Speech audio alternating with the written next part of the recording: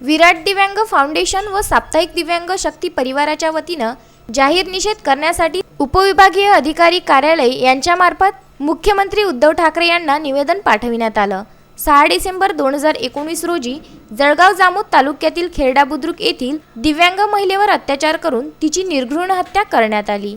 तसेच 10 डिसेंबर 2019 रोजी खामगावजवळ असलेल्या घाटपुरी येथील एका मतिमंद अल्पवयीन 16 वर्षीय मुलीवर 2 नराधमांनी अत्याचार केला। राज्यात दिव्यांगावर मोठ्या प्रमाणात अत्याचार होत आहे। त्यातही मातृतीर्थ बुलढाणा जिल्ह्यात लागोपाठ 2 दिव्यांगावर अत्याचार करण्याच्या घटना घडल्या असून दिव्यांग बांधवाच्या वतीने जाहीर निषेध करण्यात येत आहे। बुलढाणा जिल्ह्यामध्ये ह्या ज्या दिव्यांगांवर जो अन्याय अत्याचार झालेला आहे याविषयी आम्ही दिव्यांग शक्तीच्या माध्यमातून संपूर्ण दिव्यांग बांधवांसह आपल्यासारखे सुजाण नागरिक या आमच्या आंदोलनासाठी पाठिंबा म्हणून इथं उपस्थित झालेले आहात।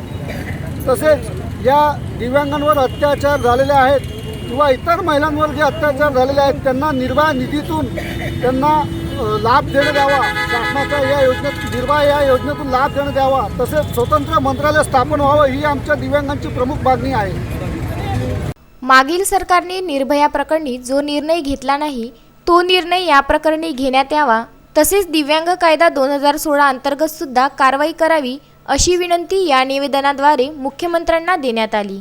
यावेळी मुरलीधर नाईक, मिलिंद पवार, शकील शेख, अनुराधा सोळंकी, विनोद गिडवाणी, प्रहार अपंग संघटना मिलिंद वारे यांच्यासह असंख्य पदाधिकारी व सदस्य या आंदोलनात सहभागी झाले।